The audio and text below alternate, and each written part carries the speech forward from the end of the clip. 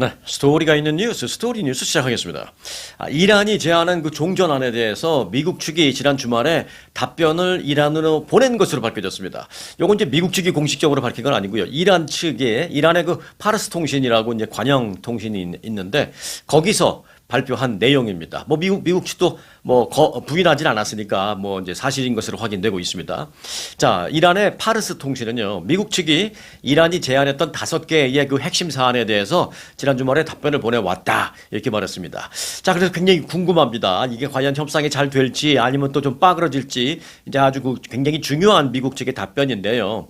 그 5개의 그 핵심 사안에 대한 미국 측의 답변은 이렇습니다. 자, 첫 번째.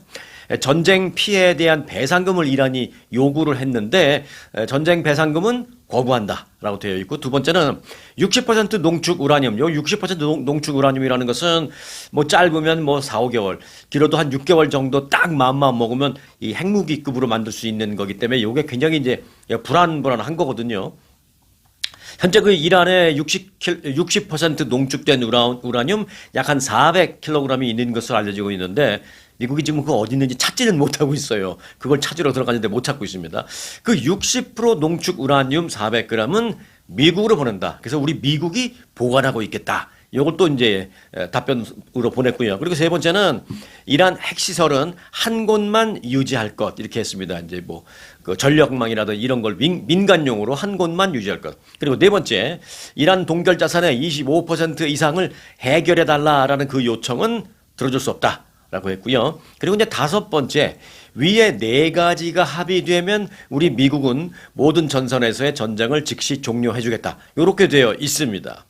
자, 이란의 파르스 통신은 이에 대해서 이란 조건을 이런 여러 가지 미국이 보낸 조건을 이란이 받아들이기는 쉽지 않을 것 같다. 그 간극이 너무 크다.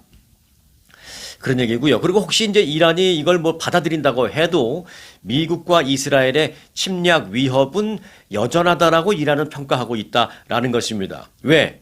이란이 또 원하는 것 중에 하나가 이거죠. 전쟁 종전과 동시에 다시는 미국이 이란을 공격하지 않는다는 것도 약속해달라. 이것도 있거든요. 근데 이제 그걸 뭐 약속을 한다, 안 한다 얘기는 아예 뺐고, 현재 모든 전선에서의 전쟁을 현재 종식시킬 수 있다. 위 네 가지를 들어주면 뭐 이렇게 되어 있습니다. 그런데 뭐 추후에 다시 재공격을 안 한다 뭐 이런 약속을 하지는 않은 거죠. 그러니까 이제 이란이 자기네가 이걸 다 오케이 한다 하더라도 미국이 언제 또 우리를 때릴지 모르니까 이 상태로는 종전을 못 하겠다라고 이제 힘든 상황이다라는 것입니다. 그러면서 이 답변은 문제를 풀기는커녕 미국이 전쟁으로 달성하지 못한 그런 목표를 종이 몇 장 서면으로 달성하려고 하는 그런 거다. 뭐 이렇게 이제 이란에서는 좀 반발 분위기가 나오고 있습니다. 네, 결론적으로는 그렇습니다. 이란이 먼저 보냈고 미국이 지난 주말에 답변을 했는데 이에 대해서 이란은 이걸로서는 우리가 도저히 종전할 수가 없다. 뭐 이런 거죠. 자, 한편 이란이 그러면 미국에게 먼저 보냈던 그 5개 조건은 무엇이었냐? 이것도 좀 참고로 할 필요가 있는데요. 자, 첫 번째는 레바논 등 모든 전선에서의 전쟁 종식. 그리고 두 번째, 대이란 제재 해제. 뭐 이란 제재, 뭐 경제 봉쇄 이런 거 그걸 해제해 달라. 그리고 이란에 동결된 자금이 전 세계에 굉장히 많은데 25% 이상을 풀어달라. 그리고 이제 전쟁 피해 배상금을 달라. 그리고 다섯 번째, 호르무즈 해협에 대한 이란의 주권을 인정해 달라. 이런 거였습니다. 그런데 거기서 뭐 호르무즈 주권 인정 이런 거는 아예 빠졌고요. 미국이 보낸 답변에는. 그리고 뭐 추가적인 전쟁 안 하기로 약속해 주겠다. 뭐 이런 것도 이제 다 빠져 있는 그런 상태입니다. 여하튼 이제 이란이 지난 주 초에 미국에게 먼저 공을 던졌고, 그리고 이제 그에 대한 답변서를 지난 주말에 이제 미국이 이란한테 보내면서 공은 이제 다시 또 뭐 이란 쪽에 넘어간 그런 상황이긴 합니다. 그래서 지금 뭐 공이 이렇게 왔다 갔다 몇 번 하고는 있습니다만은 그 내용만 놓고 보면 뭐 협상 타결이 좀 어려울 것 같다라는 그런 좀 암울한 그런 판단이 서게 되는 지난 주말이었습니다. 그래서 그런지 이제 주말 이후에 전쟁 재개 우려가 지금 급속히 높아지고 있습니다. 실제로 트럼프 대통령과 네타냐후 이스라엘 총리가 지난 주말에 전화로 대화를 하면서 이란 공격에 대한 재개 이걸 어떻게 해야 되느냐, 그 재개 가능성에 대해서 또 재개할 경우에 뭐 어떻게 해야 되느냐, 어느 정도 수위로 해야 되느냐 이런 걸 논의한 것으로 알려졌습니다. 이게 뭐 정말 공격 재개가 결정돼서 논의했다고 볼 수도 있고, 또 그것보다는 아무래도 이란 측이 보내는 이제 무언의 압박이죠. 너희들 공 넘어갔으니까 빨리 보내. 우리는 지금부터는 이란 너희들 공격의 재개에 대해서 우리는 준비하고 있을 거야. 뭐 이런 이제 압박성 전화 통화일 수도 있습니다만은 여하튼 그 긴장감이 높아지고 있는 것만은 사실입니다. 국방부는 지난달 그 휴전선언으로 중단된 대이란 군사작전이 재개될 가능성에 우리는 준비하고 있다. 실제로 이제 국방부도 그렇게 발표를 했고요. 익명을 요구한 중동 지역 전문가들 이제 2명은요, 미국과 이스라엘이 공격 재개를 염두에 두고 집중적인 준비 태세에 지난 주말에 이미 착수한 것으로 확인은 되고 있다. 그렇게 말하고 있습니다. 네, 뭐 여하튼 종전이 확실하게 된다라는 협상이 긍정적인 측면으로 쫙 급진전해서 가고 있다라는 얘기가 나오기 전까지는 여하튼 군사적인 측면에서는 뭐 준비하는 것 어찌 보면 뭐 당연한 겁니다만은 지금 이제 그래서 좀 긴장이 올라가고 있는 그런 상태입니다. 트럼프 대통령은 유가 상승 압박 속에 이란의 핵 포기 그리고 호르무즈 해협에 대한 어떤 개방 이런 걸 골자로 한 중동 사태의 출구를 지금 모색하고 있는 것만은 사실입니다. 트럼프 대통령이 정치적인 측면에서도 이걸 모색해서 끝내야 하는 것만은 사실입니다. 그렇습니다만은 이제 이란과의 절충점을 지난 주말에도 찾지 못하고 있는 상황이 되자 결국은 이란 공격 재개 라는 카드를 다시 만지작거리기 시작한 게 아니냐라는 그런 좀 정말 암울한 그런 분석이 나오고 있습니다. 자, 이런 가운데 은근히 이런 분위기를 즐기는 데가 있죠. 네, 바로 이스라엘입니다. 네타냐후, 뭐 이스라엘 전체라고 보기엔 좀 그렇습니다만은 네타냐후 총리 입장은 그럴 겁니다. 네타냐후 총리는 어제 오후 일요일인데도 불구하고 뭐 기다렸다는 듯이 긴급 강요 회의를 소집해서 현재의 전투 상황 그리고 앞으로에 있을 일 등등등을 논의한 것으로 알려졌습니다. 이제 트럼프 대통령하고 전화 통화 끝나고 긴급 강요 회의를 소집했습니다. 자, 이런 가운데 또 이제 걱정스러운 일이 있습니다. 바로 자칫하면 미국 본토에 대한 어떤 공격 이런 것이 실제로 있지 않을까 이런 부분에 대한 우려가 사실 전쟁 이후에 있었던 게 사실인데 다행히 뭐 미국 본토에 대해서는 아직 없지만 미국과 이스라엘이 이란에 대한 공격 재개를 드디어 이제 다시 한다면 그렇게 되면 이제 있을 수도 있다라는 우려가 주말 사이에 급격하게 올라가고 있습니다. 이란의 지원을 받는 무장 대리 세력이죠. 그러니까 이란이 직접 뭐 개입해서는 안 되죠. 아무래도 이란은 뭐 약자니까 뭐 직접 개입한다기보다는 이란이 이제 지원해주는 대리 무장 세력을 좀 시킬 그런 가능성이 있는데 그런 대리 무장 세력이 미국 본토에 대한 공격을 시도할 수 있다라는 그런 우려인 것입니다. 어제 그 맨하탄 연방 법원에서 한 가지 눈에 띄는 그런 기소가 하나 있었는데 기소라 하면 잘 아시다시피 어떤 사람이 그 죄를 지은 범죄 혐의로 인해서 재판에 회부되는 거 그걸 이제 기소라고 하잖아요. 어제 맨하탄 연방법원에서 공개된 한 기소장이 있습니다. 그 내용을 보니까 뭐라고 되어 있냐면 이라크 민병대 카타이브 헤즈볼라의 고위 간부인 모하마드 알 사디가 지난 2월 말 전쟁이 시작된 이후에 미국 본토에 대한 공격을 최소 20건 정도 공격을 모의한 혐의로 재판에 넘겨졌다. 이런 기소장이 하나 있었습니다. 그는 뭐 벨기에 유대교 회당에서 발생했던 그 화염병 테러 사건 그리고 파리 뱅크 오브 아메리카 건물에 대한 테러 사건 등등을 계획한 인물로 국제적으로 이제 수배되어 있던 그런 아주 굉장히 좀 위험스러운 요주의 인물인데요.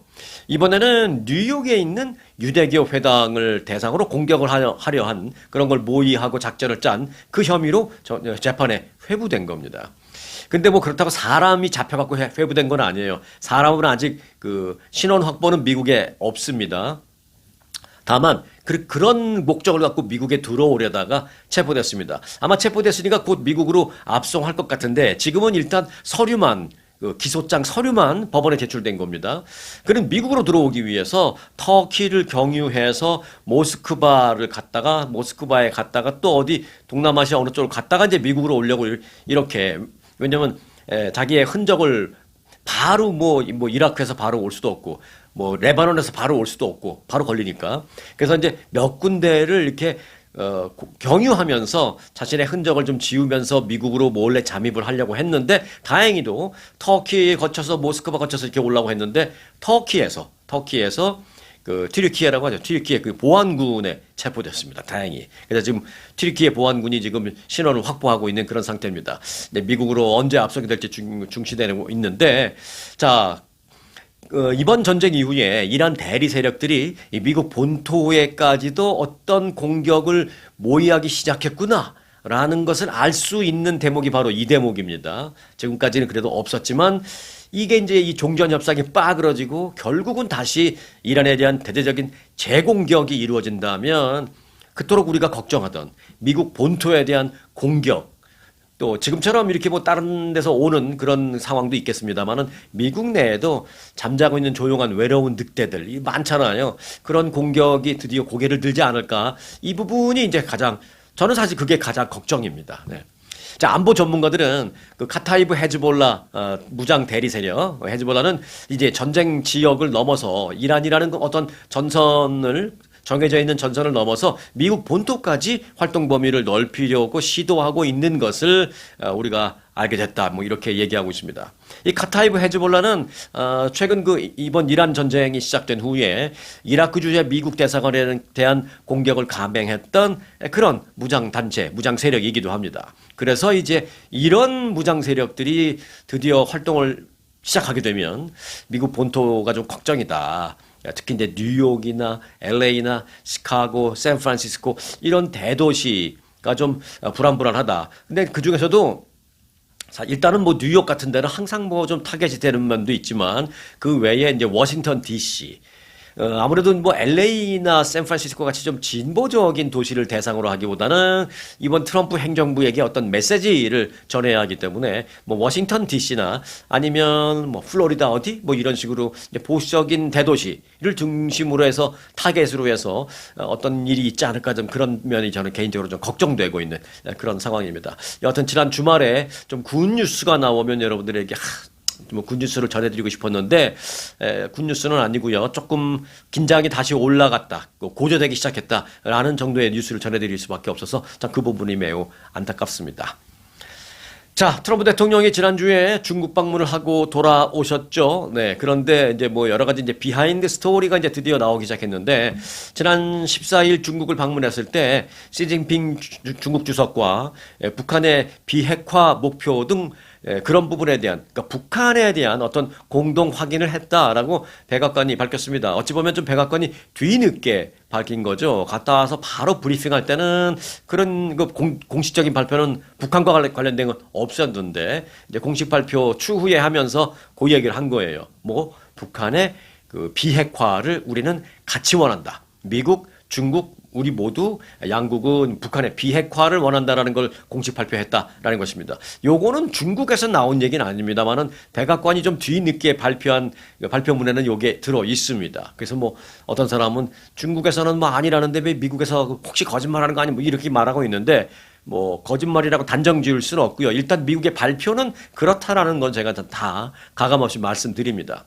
여기 어떻게 발표된 거냐면 백악관이 무슨 대변인 브리핑을 통해서 한 게 아니라 홈페이지에 올린 내용 중에 그 일부분이 그런 게 있는 겁니다. 백악관이 어제 홈페이지에 이제 올린 내용은 미중 정상회담에 관련된 팩트 시트라는 겁니다. 이제 팩트 시트라는 게 양국 간의 정상회담에 있어서 끝나자마자 바로 간단하게 얘기하는 것도 있는데 그거는 이때 좀 브리프리 발표하는 거고요. 며칠 정도가 지나면 그 정상회담을 마치고 난 후에 실무진들이 조금 더 구체화하고 확실하게 협의를 하고 해서 이제 팩트 시트라는 걸 만듭니다. 사실 그 팩트 시트라는 것에는 뭐 거짓말이 있을 수는 없죠. 네. 그 팩트 시트를 백악관 홈페이지에 올렸어요, 어제. 그래서 이제 거기에 나오는 내용 중에 일부가 북한의 비핵화 얘기가 있는 겁니다. 트럼프 대통령과 시진핑 주석은 북한을 비핵화한다는 데에 공유되는 목표를 확인했다. 뭐 이렇게 짧은 한 줄이 들어 있습니다. 앞서 제이미슨 그리어 무역 대표부 대표도요, 그 ABC 방송과 인터뷰를 했어요. 그 중국 갔다 온 다음에. 그때 뭐라 그랬냐면 트럼프 대통령과 시진핑 주석이 한반도 비핵화 목표에 동의했다 이런 말을 했거든요. 그런데 트럼프 대통령이나 백악관 측에서 공식 언급 없이 이제 무역대표부 대표의 입에서 나온 무슨 비핵화 얘기라서 사람들이 그렇게 이슈화하지 않고 그렇게 무게감을 두고 듣질 않았었습니다만은 요게 이제 하루 이틀 지나서 지난 주말에 백악관 홈페이지에 공개됐습니다. 두 정상이 이번에 중국 베이징에서 열린 이 회담에서 한반도 문제를 논의했다라는 것은 정상회담 끝난 다음에 바로 알려지긴 했습니다. 그런데 한반도 문제를 논의를 했는데 사실은 한반도 문제에 있어서 가장 중요한 게 뭐예요? 이 대한민국 입장에서 가장 지금 껄끄러운 게 뭐예요? 북한의 그 핵이잖아요. 핵. 솔직히 뭐 핵만 없었으면 사실 북한 아무것도 아닌데 너무 걱정할 필요도 없는데 핵이 있는 거라는 것 때문에 그것 때문에 이제 문제인데 그 부분에 대한 얘기를 했다 안 했다 말이 없었는데 이번에 백악관 홈페이지에 그 부분은 이런 얘기를 했다라는 게 이제 공식적으로 발표돼서 사실 이 부분은 그래도 조금 안심되는 부분입니다. 그래도 미국은 뭐 당연히 북한의 핵 비핵화를 이제 강조하겠지만 중국도 거기에 일단 동의를 해 주었다라는 점은 여하튼 한국 입장에서 봤을 때는 그래도 조금 안도가 되는 부분도 있고요. 또 이제 북한의 김정은이 입장에서 봤을 때는 자기들끼리 속으로 어떨지 모르지만 일단 공개적인 상황에서 공식적으로 중국도 거기에 동의를 했다라고 이제 발표가 났다는 건 뭐 김정은의 입장에서는 조금 부담스러운 조금 불편한 뭐 그런 발표가 나왔다라고 볼 수가 있겠습니다. 자, 그런데 여기 또 하나 아주 좀 흥미로운 사실이 하나 있습니다. 이 트럼프 대통령이 이제 중국 방문을 마치고 귀국하기 직전에 중국에서 받은 뭐 선물 이런 게 있을 거 아니에요. 중국에서 받은 선물 또 중국에서 있을 동안 사용했던 뭐 여러 가지들 그런 거를 미국으로 돌아오기 전에 귀국 비행기를 타기 직전에 쓰레기통에 모두 폐기하고 온 것으로 밝혀졌습니다. 아니, 무슨 일 있었어? 뭐 싸웠어? 왜 그래? 화났어? 그렇게 생각하시는데 예, 그게 아니고요. 사실은 한마디로 말씀드리면 네, 여러분들 눈치채셨죠? 보안 문제 때문입니다. 보안 문제.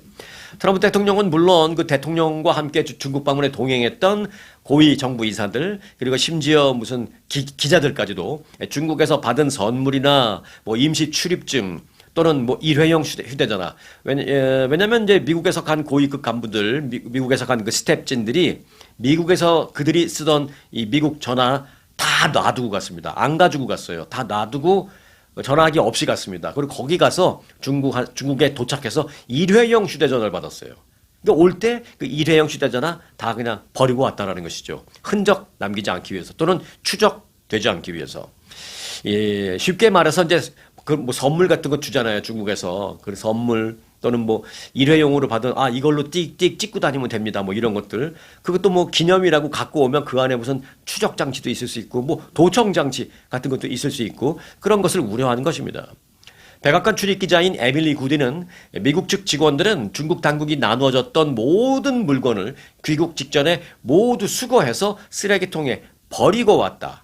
아니 그래야만 올 수 있었다 말했습니다. 왜? 그렇게 버리고 다 중국에서 받은 건 다 이제 버리고 하나도 들고 있지 않는다는 상태를 검색한 후에 확인된 후에 그 에어포스 원 대통령 전용기에 같이 동승할 수 있었다, 탑승할 수 있었다라는 것입니다.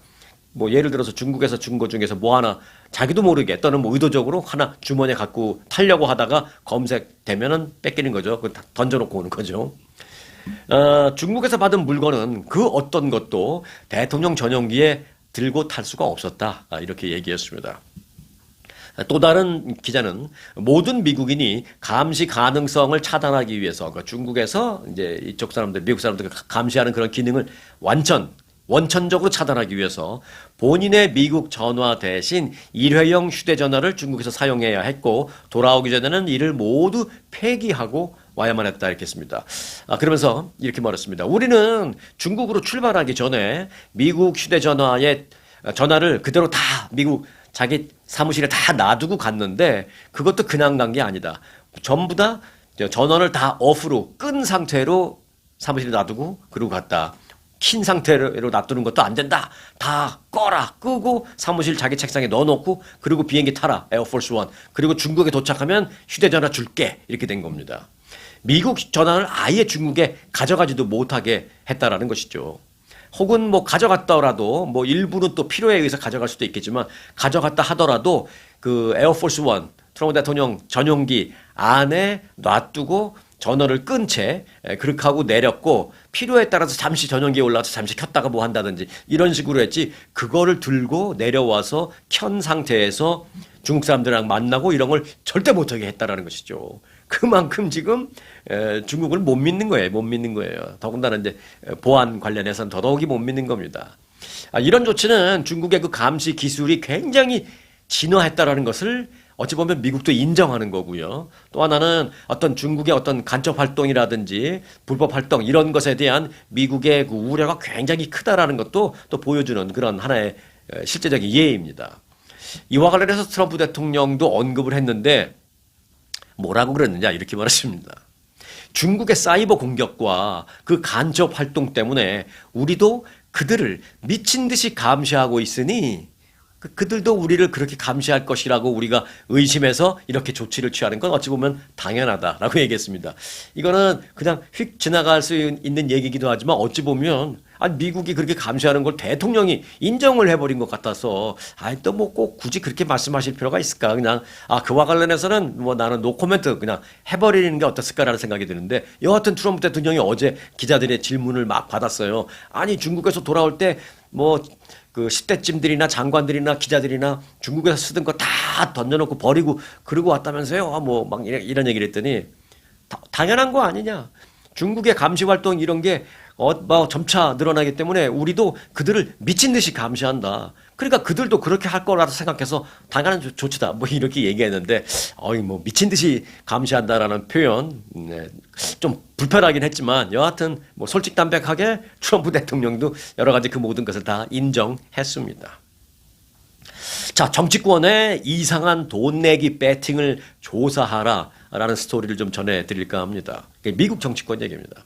미국 정치권과 군 내부의 그 미공개 정보를 활용한 소위 그 내부자 거래 그 배팅 의혹이 잇따르면서 사법당국이 분주히 움직이고 있습니다. 보통 이제 내부자 거래라고 하면 이제 주로 이제 기업에서 A라는 회사가 있는데 나스닥에 상장된 회사예요. 그래서 이게 뭐 지금 현재 주가가 뭐 10불인데 요게 다음 달에 어떤 대대적인 획기적인 기술, 지금 이제 기술이 완성돼서 뭐 다음 주 수요일 날 요걸 전 세계 언론을 향해서 이 기술이 됐다는 걸 발표할 날이에요. 그러니까 다음 주 수요일부터 지금까지 한 3, 4일 시간이 있는데 미리 그 기업의 내부 정보를 이용해서 막 주식을 미리 사놓는다든지 뭐 이런 것들 아니면 뭐 그 반대의 경우도 있겠습니다만 그러나 기업을 상대로 해서는 이제 내부자 거래, 뭐 내부자 정보 뭐 이런 얘기가 많이 있지만 지금 이거는 정치권과 관련된 얘기입니다. 그 행정부에 트럼프 행정부에서 무슨 나라의 일을 할 때 그 정보를 미리 빼놔서 돈을 번다는 것이죠. 최근에 그렇게 미리 예측해서 배팅, 그러니까 나쁘게 말하면 배팅 사이트고요. 굳이 조금 완화해서 순화시켜서 표현을 해준다면 미래 예측 사이트입니다. 일주일 뒤에 이 전쟁이 끝날 것 같아. 뭐 거기에 배팅을 한다든지 아니면 일주일 뒤에 이란에 대한 공격이 재개될 것 같아. 그럼 뭐 거기에 배팅하는 거예요. 맞으면 막 몇십 배 먹습니다. 그런 사이트가 지금 미국에 한둘이 아니에요. 뭐 대표적인 게 칼시도 있고 뭐 폴리마켓이 가장 대표적인데 이런 그 사이트 등 특정 정치적이나 또는 특정 사회적 사건의 결과를 그 예측해서 돈을 거는 그런 예측 시장 플랫폼이 최근에 급성장했습니다. 그래서 핵심 정부에 접근할 수 있는 정부 고위 관리 내부자들이 이를 악용해서 돈을 버는 것이 아니냐라는 의심 사례 계속 나오고 있거든요. 그래서 결국은 연방 법무부가 칼을 빼들었습니다. 보도에 따르면 법무부는 최근 몇 달간 그 칼시와 그 폴리마켓에 여러 차례 정보 공개를 요청했습니다. 당신네 그 거래 정보를 좀 보내달라. 우리가 의심스러운 걸 좀 찾아내겠다 이런 거죠. 이 중에 상당수는 그런데 이란과 베네수엘라 관련된 겁니다. 그러니까 베네수엘라 마두로 대통령 그 체포를 전후로 해서 여러 가지 일들 그리고 이란 전쟁 발발을 전후로 해서 여러 가지 일들 그래서 정치 또는 군사적인 어떤 사안에 대한 배팅들이 가장 많았던 것으로 밝혀졌습니다. 특히 그 칼시라는 그 사이트의 그 내부 조사팀은 미군 배우자들이 미공개 군사 정보를 그러니까 예를 들어서 이제 남편이 미군의 고위 장성이에요. 뭐 국방장관까지는 아니어도 뭐 합참의장 또는 투스타, 쓰리스타 뭐 이런 거예요 남편이. 그러니까 그 부인이 남편들한테 들은 얘기를 이용해서 예측 시장에 배팅했는지 요게 이제 지금 들리는 말에 따르면 그게 굉장히 많답니다. 그런데 이거는 이제 좀 그 이어령 비어령인가 귀에 걸면 귀걸이 코에 걸면 코걸이 뭐 그거 예. 예를 들어서 굉장히 의심스럽다 하더라도 그들을 불러서 자 당신 남편이 쓰리스타인데 이때 이 전쟁이 발생하기 전에 여기다 왜 이렇게 배트게 해갖고 왜 이렇게 많은 돈을 벌었습니까? 라고 할 때 의심스럽지만 분명히 그 사람은 이렇게 말하겠죠. 아니 누구나 다 전쟁 발생할 걸 다 예상하고 있지 않았습니까? 그때쯤 뉴스만 봐도 알 수 있었던 일인데요. 그 내가 나는 개인적으로 한 겁니다. 우리 남편과는 아무 관계 없습니다. 해버리면 좀 애매하거든요. 하지만 그런 케이스가 너무 많으니까 지금 너무 많으니까 그냥 조사를 안 하고 넘어가기는 이건 좀 투머치다 라고 생각하는 거죠. 그래서 이제 그런 부분을 조사하려고 하는데 이번에는 이제 특별히 군 고위 장성의 부인들을 상대로 한 지금 조사를 들여다보고 있다는 것입니다. 당국은 실제 그 금융시장 거래에서의 정보 유출 여부 뭐 이런 것도 조사 중에 있습니다.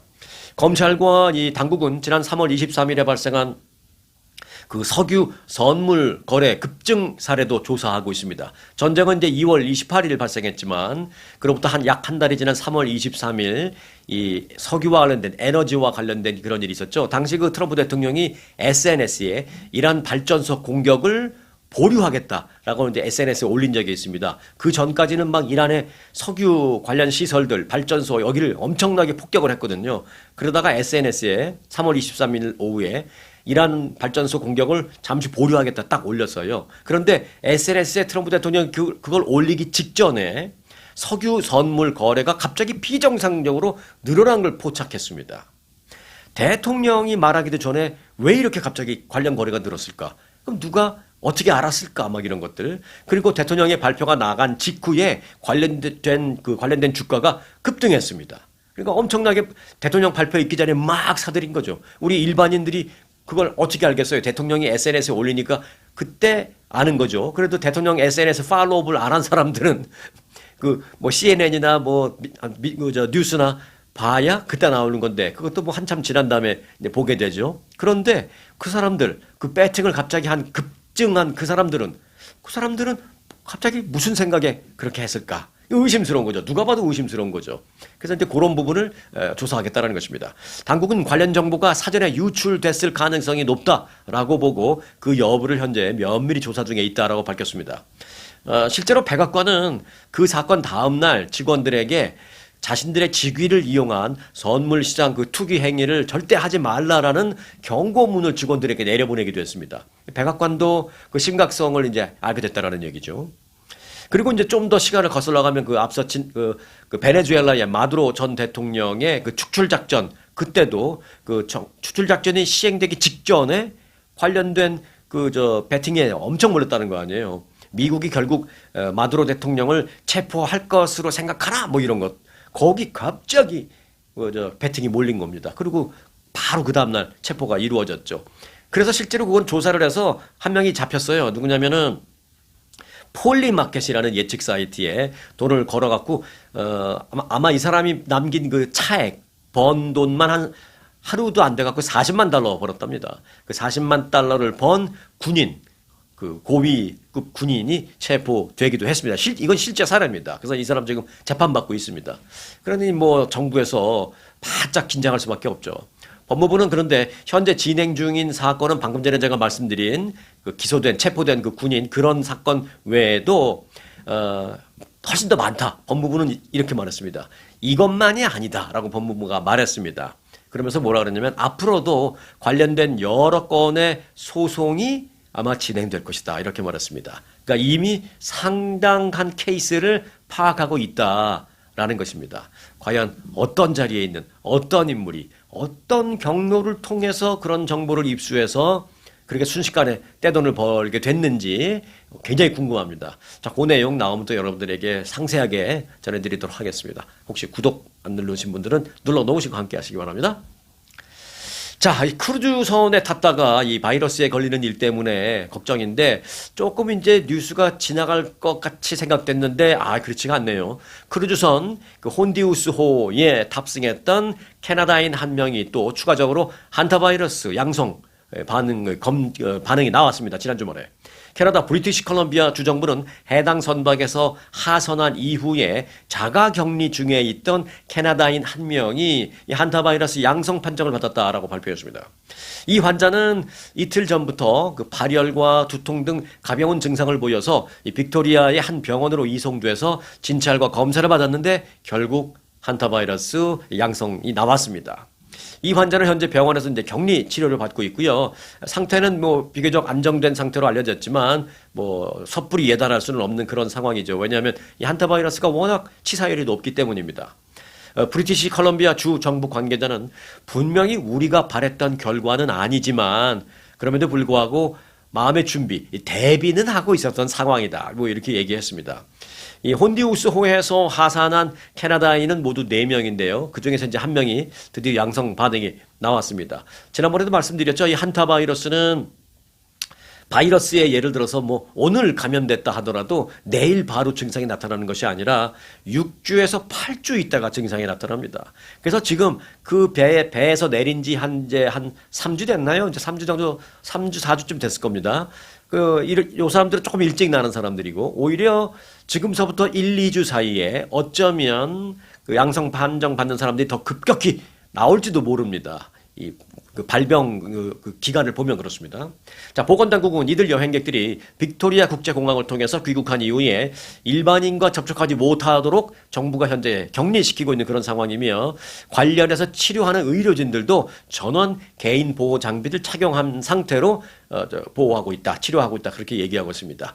우리가 또 코로나19 바이러스 때 워낙 우리가 뜨겁게 당한 적이 있기 때문에 지금 아주 철저히 조심하고 있는 그런 모양인데 지금부터 1, 2주가 아주 중요한 시기다. 저는 그렇게 보고 있습니다.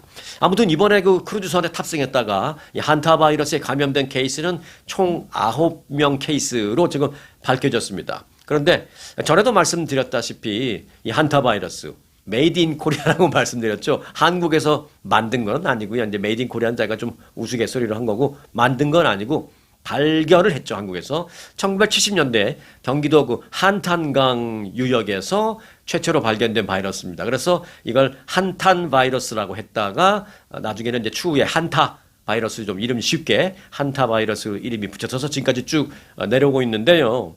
이게 뭐 한탄강에서 발견됐다라는 게 그게 중요한 게 아니라요. 이 한타 바이러스는 치사율이 높다라는 게 그게 무섭습니다, 이게. 한 번 걸리면 치사율이 35% 정도 됩니다. 이게 사망률이 35%. 그러니까 이번에 감염된 9명 케이스라고 말씀드렸잖아요. 그래서 그 9명 중에 이미 3명도 사망했습니다. 그 요것만 봐도 33%잖아요. 딱 떨어지죠. 상당히 무서운 겁니다. 때문에 전 세계가 그래서 지금 이 한타 바이러스가 더 확산되지 않을까 아주 전전긍긍하고 있는 그런 상황입니다. 이 바이러스 얘기도 제가 계속 좀 꾸준히 꼼꼼하게 팔로우업 했다가 여러분들에게 전해드리겠습니다. 자, 미 전국 어디에 계시던 요 뉴스는 꼭 좀 인식하고 참고해 주시기 바라겠습니다. 최근에 미 전국적으로 경찰이 이걸 조심하라라고 공통적으로 얘기하고 있습니다. 자, 최근에 강도 사건이 증가하고 있는 가운데 특히 이제 강도, 그다음에 길 다니다가 절도. 근데 절도는 뭐야? 내가 모르는 사이에 뭘 훔쳐가면 절도죠. 또는 소매치기. 내가 잘 모르는 상태에 나를 위협하지 않고 훔쳐가면 또 나를 위협해서 훔쳐가면 그건 강도입니다. 근데 결과적으로 피해는 똑같아요. 내가 뺏겠다는 거. 근데 신체의 위협을 안 받았다는 전제하에. 자, 이 특히 날치기 강도가 기승을 부리고 있어서 사람들이 좀 걱정인데 특히 경찰은 그래서 사람들이 많은 곳이라든지 어떤 상가 이용객들에게 각별한 주의가 필요하다라고 말하고 있습니다. 특히 이제 목걸이나 지갑 등을 순식간에 잡아채 달아나는 이른바 스네칭이라는 범죄가 지금 두드러지게 늘고 있다는 것입니다. 이에 따라서 각 지역 경찰은 주민들에게 주의하는 방법을 얘기했습니다. 그 스네칭 범죄에 당하지 않기 위해서는 이렇게 하세요라고 지금 이제 전국적으로 얘기하고 있는 건데 뭐냐면 우선 그 귀금속 같은 걸 밖으로 좀 드러내지 말라. 라는 거. 그리고 이제 걸어 다닐 때 보행 중에 휴대전화만 그렇게 들여다보느냐고 주변을 살피지 않는 그런 행동을 절대 하지 마라. 뭐 이런 것들 당부했습니다. 그래서 경찰은 이를 주민들이 딱 머릿속에 넣고 간단하게 외우기 쉽게 그래서 3단어로 표현했습니다. 3단어로. Tuck it, hide it, and keep it. 넣고 가리고 지켜라 라는 것이죠. 근데 hide it 감춰라. keep it, 지켜라. 요거는 뭐 금방 아시지만 tuck it, T-U-C-K입니다. T-U-C-K, tuck라는 것은 뭐 밀어 넣다, 뭘 접어 넣다, 뭐 이런 뜻이잖아요. 그래서 뭐 예를 들어서 tuck in your shirt, tuck in your shirt 하면은 네 셔츠를 바지에 넣어서 입어라, 뭐 이런 뜻이죠. 네. 그래서 경찰은 목걸이는 보이지 않게 셔츠 안으로 넣어라. 그렇게 해서 tuck it이라는 말을 쓴 겁니다. 또 팔찌나 시계 등 귀금속은 보이지 않게 가려라. 그래서 hide it. 그래서 주변 상황을 또 잘 살펴라. 그래서 keep it. 이렇게 주의를 당부한 겁니다. tuck it, hide it, and keep it. 사실 근데 또 생각해보면 이것도 좀 웃기는 얘기이기도 하죠. 이 뭐 목걸이 또는 뭐 반지, 시계, 팔찌 이런 거. 멋진 이런 귀금속들은 그야말로 뭐 멋있어 보이라고 사서 비싼 돈 주고 사서 이제 착용하는 건데 이걸 사람 많은 상가 같은 곳에서는 보이지 않게 하고 다녀라? 그럼 기껏 샀는데 남들한테 못 보여줄 것 같으면 뭐하러 사나 이런 생각을 할 수도 있는데 그래서 조금 아이러니하긴 한데요. 경찰은 그게 중요한 게 아니고 여러분들의 안전이 중요한 거니까 그냥 친구들한테 보일 때는 보이더라도 이런 길거리 걸어 다니고 이럴 때는 가능한 한 보이지 않게 tuck it, hide it 하라 이제 그 얘기죠. and keep it. 그래도 이제 절도당하는 것보다 나으니까 이제 가급적 그렇게 하라는 것입니다. 요 세 단어 꼭 인지해 주시기 바라겠습니다. 여러분들이 뭐 한인 마켓 같을 때는 그런 일이 별로 없겠지만 이제 한인 마켓 가실 때는 뭘 조심해야 되냐면요. 마켓 안에서 한국 사람들끼리 있을 때는 이런 일 거의 없습니다. 네, 거의 없는데 문제는 한인 마켓 거기에 있는 이제 큰 주차장. 거기에 이제 범죄자들이 싹 미리 와서 차 안에 이렇게 숨어 있다가 범죄를 저지르는 경우가 많습니다. 왜? 우리 한국 사람들이 캐시도 좀 많이 갖고 다니고 그래도 좀 돈 있는 사람들이 좀 있고 또 그래서 웬만큼 시계나 목걸이 반지 같은 거 좀 괜찮은 거 그래도 한두 개씩 차고 다니잖아요. 뭐 그렇게 우리 한국 사람들이 어마어마하게 부자는 아니어도 웬만큼 좀 다 사시잖아요. 그 범죄자들이 그걸 아는 거죠. 그래서 한인 마켓 앞 주차장에 가면 그래도 건수 올리기 쉽다. 뭐 이런 인식이 있어요. 범죄자들한테. 그래서 한인 마켓 가실 때는요. 마켓 안에서는 괜찮습니다. 근데 이제 특히 이제 물건을 막 사갖고 카트 밀고 와서 트렁크 열고 이 카트에 있는 물건을 트렁크로 싣고 할 때 이럴 때 굉장히 위험합니다. 이제 예를 들어서 어떤 분들은 트렁크 실 때 그냥 트렁크만 열고 물건을 실는 걸 저는 여러분들에게 권고드립니다. 트렁크에 물건 넣기 전에 이제 기본적 운전석 문이나 조수석 문 같이 이렇게 열릴 수도 있잖아요. 알람만 띡띡 하면 이제 열리잖아요. 트렁크에다 뭘 실을 때 앞에 시야가 가리잖아요. 열린 트렁크 때문에. 그때 앞에 문 열고 가서 뭐 핸드백 같은 거 가져가죠. 그러니까 여러분들 핸드백이 들고 있으면 카트 트렁크 뒤에다 갖다 놓고 앞에 문 열고 조수석에다 핸드백 놓고 문 딱 닫고 트렁크 열고 이제 싣죠. 그때 살짝 열고 가져간다라는 것입니다. 그런 사람들 굉장히 많습니다. 그런 피해자도 많이 봤고요. 네, 그래서 한인 마트 앞에서는 그런 부분을 굉장히 조심해 주셔야 됩니다. 그래서 뭐 tuck it, hide it, and keep it 한인 마켓 주차장에서 필요하고요. 그리고 이제 뭐 한국 분들 아니라 이제 난 코리안들하고 이렇게 막 어울려서 사람이 좀 많은 그런 거리를 다닐 때는 당연히 그때는 조심하셔야 되고요. 네, 꼭 이 세 단어 잊지 마시기 바라겠습니다. 자, 이 콧대 높은 미국의 그 MBA 과정 학비. MBA 과정 뭐 2년입니다만 학비 비싸기로 유명하죠. 그리고 이제 MBA 과정 나왔다 그러면 인정해주죠. 다 이제 경제적인 측면에서 인정해주고 마치 어떤 박사급 되는 거 정도로 이제 인정해주면서 회사에서도 고액 연봉으로 MBA 출신 많이 데려가잖아요. 그래서 그렇게 수요가 좋으니까 MBA 학비 공부시키는 학교의 학비가 엄청나게 비쌌거든요. 그런데 요즘 상황이 완전히 바뀌었습니다. 요즘 MBA 과정 학비는요, 대박 세일 중입니다. 대박 세일 중. 절반 세일 중입니다. 미국의 경영대학원이 MBA 과정 학생들을 유치하기 위해서 대규모 학비 인하에 나서고 있다라는 소식인데요. 전통적인 2년제 경영학 석사, 즉 이 MBA 과정에 지원하는 학생들이 최근에 급격히 줄어들었습니다. 그러자 사실상 경영대학원들이 학생들을 더 모집해야 하는 그런 것 때문에 파격 세일로 몰리고 있는 그런 상황입니다. 아니 어차피 교수를 하이어했는데 이 교수가 교수도 연봉 많이 주는데 학생들이 몇 명 없으니까 이 큰일 난 거죠. 학생들을 더 불러야 되니까 그래도 한 명이라도 더 채우고 한 푼이라도 학교가 더 벌기 위해서 대박 세일하는 겁니다. MBA 학비 대박 세일이란 말 또 처음 들어보셨죠? 월스트리트저널이 어제 보도한 내용인데요. 미국에서 가장 비싼 대학원 학위 중에 하나인 이 MBA 과정이 이제는 할인 판매에 들어갔다 라면서 점점 더 많은 경영대학원들이 학비를 할인하고 있고 또 이제 할인 액수가 뭐 연간 따진다면 뭐 수만 달러에서 많게는 기존 학비의 50%까지 할인해주는 대학원들도 수두룩하다라는 것입니다. 예를 들어볼까요? 자, 실제로 퍼듀 대학의 미치 데니얼스 경영대학원, 각 대학마다 이 MBA 경영대학원 과정은 또 학교 이름이 따로 있잖아요. 뭐 그렇다고 퍼듀 대학이 아닌 건 아니지만, 자, 퍼듀 대학의 MBA 경영대학원 이름은 미치 데니얼스인데, 이 미치 데니얼스 경영대학원은 지난해 처음으로 학비 할인 정책을 시작한 뒤에 신청자가 몰렸습니다. 그래서 대박 세일했는데 대박 난 거예요. 그래서 올해도 등록금을 40% 할인해 주기로 했습니다. 일찌감치 풀 프라이스를 다 내고 공부한 사람들만 억울하게 됐죠. 자, 또 어바인에 있는 폴 메라지라는 그 경영대학원은 직장인을 위한 그 최고 경영자 과정이 있거든요. 그래서 이제 어바인 인근의 그 대기업 직장인들이 많이 가요. 그걸 이수하고 나면 자기 연봉도 오르고 프로모션, 이 승진도 하고 그러니까 이제 많이 가는데 그 직장인들을 위한 이기제큐티브 그 코र्스 최고 경영자 과정 학비를 38% 인하했습니다. 왜 38%는 모르겠습니다만은 40도 아니고 30도 아니고 38% 인하했습니다. 이것도 뭐 대폭 세일이죠. 그걸 돈으로 따지면 얼마나 되냐? 한 3만 달러 정도 깎아주는 거랍니다. 네. 그리고 존스 홉킨스 대학의 캐리 경영대학원도요, 학생들에게 학비에 여기는 무려 50% 절반 뚝 잘라서 세일을 합니다. 근데 이거는 이제 세일 차원하고 좀 다르게 풀 프라이스는 학비는 그대로 그 고정시켜 놓고 장학금을 줍니다. 거기 입학하는 모든 학생들에게 장학금을 얼마 주냐? 50%에 해당하는 걸 장학금을 줍니다. 그러니까 뭐 결국은 그거죠.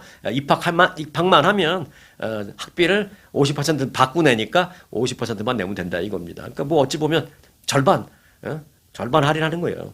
반토막 할인하는 거죠. 자, 이 같은 학비 할인 이유는 MBA의 인기가 예전 같지 않기 때문입니다. 또한 그럼 왜 예전 같지 않느냐? MBA의 인기가 요게 이제 중요한 대목입니다. AI 발전으로 인한 어떤 고용시장의 변화가 매우 중요한 이유가 됐다는 것입니다. 자, 이와 관련해서 월스트리트저널은 AI가 자신의 일자리를 대체할 수 있다라는 그런 두려움이 커진 환경 속에서 직장인들은 MBA 과정들을 통한 좀 더 나은 그런 직장으로 옮길 꿈을 꾸기보다는 가능한 한 현재 이 직장에서 최대한 오래 머물 수 있는 그쪽으로 방향을 선회하고 있다라는 것입니다. 얼마나 처절한 얘기예요. 네. 통상적으로 고용시장이 불안할 때는 학위 취득의 그 수요가 늘어납니다. 고용시장이 불안하면 내가 공부 좀 더 해서 내 잡 시큐리티를 더 강하게 만들어야지 이런데 지금은 얘기가 다른 거예요. 이거 내가 고용시장이 불안하기 때문에 내가 좀 공부한다고 잠깐 자리를 비우거나 아니면 그 공부를 해서 내가 좀 더 높은 자리로 갈 수 있는 좀 더 높은 노하우를 갖고 배워가지고 왔다? 내가 아무리 배워도 AI를 어떻게 이겨요? AI하고 경쟁되는 대로 더 가까워질 수 있다는 것이죠. 그러니까 그게 더 나쁜 거예요. 오히려 AI를 굳이 대체하지 않아도 되는 지금 정도의 뭐 좀 단순한 일? 이런 걸로 그냥 쭉 버티는 목표로 바꿨다는 겁니다. 젊은이들이. 그래서 최근에는 AI발 그 고용 불안 속에서 커리어 전환 보다는 현 직장에 좀 더 최대한 오래 머무르려는 그런 흐름이 더 강해지고 있다라는 것입니다. 그래서 MBA 안 가는 거예요. 그러니까 MBA 과정 학교에서는 반값 세일하고 이게 순환되는 겁니다. 정말 시대가 변하고 있다는 것을 절실하게 느끼게 되는 그런 대목입니다. MBA 공부해서 졸업하기가 얼마나 힘든데 이제는 그렇게 졸업해도 할 일이 없다. 오히려 더 할 일이 없어질 확률이 높아질 수밖에 없다. 뭐 이런 거 아니겠습니까? 그러니까 지원자가 없는 거고요. 네. 자, 우리 후배들이 사회생활을 앞으로 더 오래 해야 되는 우리 후배들이 앞으로 그 변화하는 미래에 어떤 일을 해야 하나 또 어떻게 앞으로 그들이 미래를 개척해야 하나 저도 가끔 제1도 아니면서 걱정을 하게 됩니다. 뭐 자식들 때문에도 그렇고 마이간 제가 하는 일도 좀 그런 일이라서 많은 뉴스를 접하다 보면 뭐 여러 가지 생각하게 되죠. 그래서 이제 앞으로 후배들, 우리 후배 사회인들이 앞으로 미래에 어떤 일을 더 개척해 나가야 하나, 앞으로 일할 그 시간이 막 20년, 30년 이상 남은 그 친구들을 어떻게 해야 되나 뭐 이런 생각도 좀 들고 그렇습니다. 근데 이럴 때 생각해 보면 그래도 아날로그로 일할 때가 뭐 좀 낭만적이었다? 뭐 이런 생각도 들기도 합니다. 뭐 정답은 아닙니다만, 네. 자, 뭐 그렇게 시대는 초고속 디지털 시대로 변해가고 있는 것만은 맞습니다. 그러나 시대는 그렇게 초고속 디지털 시대로 간다 하더라도 그저 여러분들이 오늘 하루는 조금은 느긋하게, 조금은 편안하고 느긋한 그런 분위기로 좀 여유를 가지면서 뭐 마치 아날로그처럼 그렇게 평안하게 지내시길 바라겠습니다. 그게 정신 건강에 훨씬 더 좋을 것 같다는 그런 생각도 듭니다. 자, 오늘은 여기까지 하겠습니다. 함께 해주신 여러분들에게 감사드립니다. 오늘 영상 마칩니다. 아주 특별한, 아주 즐거운, 아주 기분이 좋은, 아주 편안한, 아주 행복한, 아주 추억의 남을. 같은 코스 같은 일정이라도 추억은 차이가 납니다. 고객 만족도 1등 아주 투어. 내 인생 최고의 순간 1등 여행, 아주 좋은 아주 투어. 아주 좋은 213-388-4000